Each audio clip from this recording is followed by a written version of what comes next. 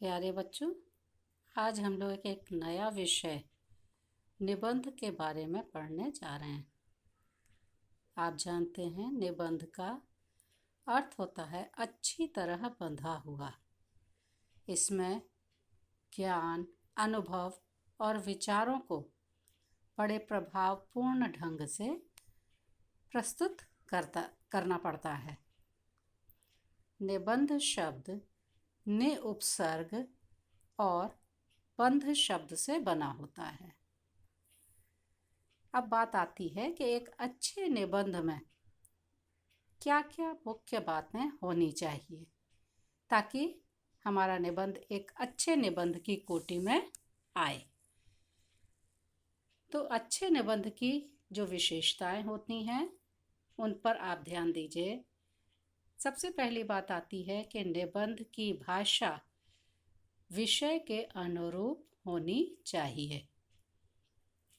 दूसरी बात क्या है कि विचारों में क्रमबद्धता होनी चाहिए। क्रमबद्धता कहने का मतलब क्या है? एक क्रम में, एक सूत्र में बंधे हुए ये विचार होने चाहिए। ऐसा नहीं हो कि ये लगे कि विचार हैज़र्ड वे में है, इधर उधर बिखरे हुए हैं। तीसरा जो मुख्य बात पर ध्यान रखना चाहिए कि वर्तनी की अशुद्धियों और पुनरावृत्ति से निबंध लिखते समय बचना चाहिए। न बार बार एक ही चीज़ रिपीट नहीं होनी चाहिए, बार बार वर्तनी की अशुद्धियां नहीं होनी चाहिए। इन बातों का खास ध्यान रखना चाहिए। चौथी जो महत्वपूर्ण बात आती है एक अच्छे निबंध में, क्या विशेषता उसकी, वो आती है कि विषय से संबंधित जिस बारे में आप लिख रहे हैं, जिस विषय पर आप लिख रहे हैं, उससे संबंधित सभी तथ्यों को लिखना चाहिए। और अंतिम विशेषता क्या आती है कि निर्धारित शब्द सीमा का ध्यान रखना चाहिए, जैसा कि आपने अभी वीडियो में भी देखा।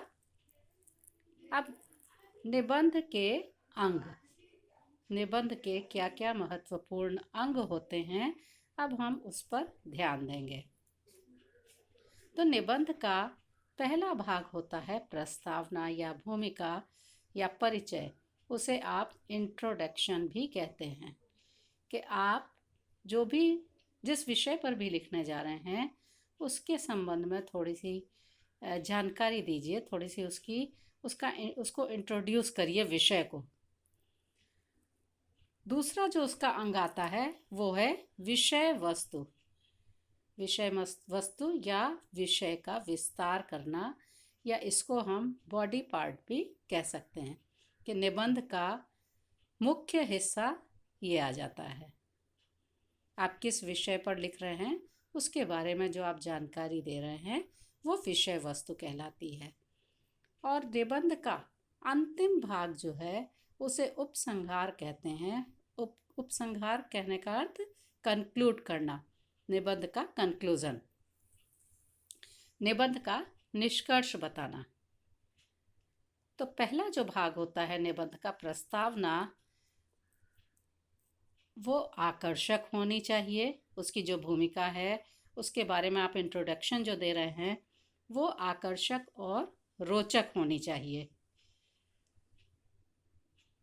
अगर हम निबंध की शुरुआत किसी पंक्ति से, किसी काव्य की पंक्ति से, कविता की पंक्ति से या किसी महापुरुष के कथन से शुरू करते हैं तो हमारा निबंध अपना अच्छा प्रभाव सुनने वाले पर, पढ़ने वाले पर छोड़ता है।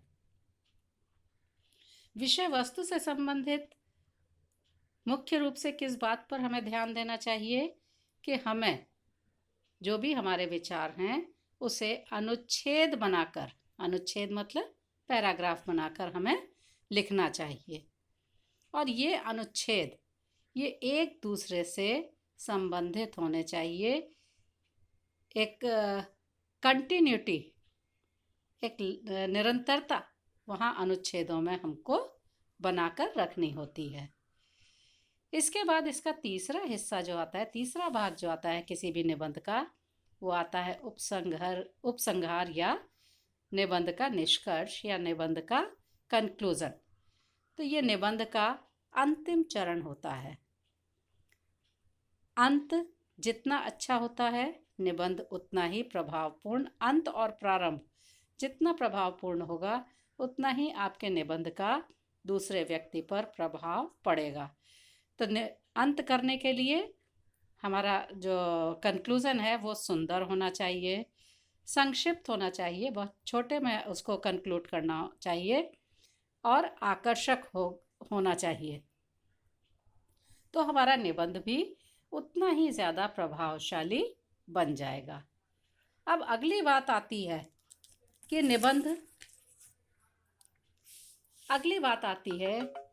निबंध कितने प्रकार के होते हैं। तो निबंध 4 तरह के होते हैं। पहला आता है वर्णनात्मक निबंध। इस वर्णनात्मक निबंध में जैसे हम किसी त्योहार का वर्णन कर रहे हैं, किसी मेले का वर्णन कर रहे हैं या किसी आयोजन का वर्णन कर रहे हैं, तो वो इस श्रेणी में, इस प्रकार के निबंधों की श्रेणी में गिना जाता है। दूसरा आता है विवरणात्मक निबंध। इस तरह के निबंधों में किसी स्थान विशेष के बारे में, किसी स्मारक के बारे में, किसी भी मॉन्यूमेंट के बारे में अगर हम विस्तार से जानकारी दे रहे हैं, तो उस तरह का जो निबंध हमारा हुआ, इसको हम विवरणात्मक, विवरण देना मतलब उसका डिटेल देना, उसको उसकी विशेषताओं को बताना, उसकी बहुत सारी जानकारियों को इकट्ठा करके बताना। इसके बाद आपका आता है तीसरे प्रकार का निबंध, विचारात्मक निबंध। किसी विषय पर अगर हम अपने विचार देते हैं, जैसे प्रदूषण की समस्या है, जैसे बढ़ती हुई महंगाई की समस्या है, खेल कूद का जीवन में क्या महत्व है, तो इस पर हम जब अपने विचार प्रस्तुत करते हैं निबंध के रूप में, तो वो इस श्रेणी का निबंध कहलाता है, विचारात्मक निबंध। अगला उसका अंग आ जाता है भावात्मक निबंध। भावात्मक निबंध में भावों की प्रधानता होती है, भावना प्रधान निबंध कहे जाते हैं।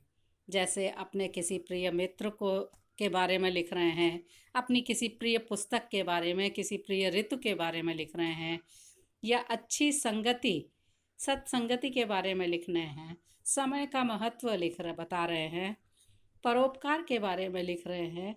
तो ये इस तरह के निबंध जो हैं वो आपका चौथी कोटि में आ जाते हैं, भावात्मक निबंधों की कोटि में। तो आज हम लोग निबंध के बारे में इतनी ही बातों को जानेंगे। कल अपनी अगली कक्षा में हम आगे की चर्चा करेंगे। धन्यवाद बच्चों।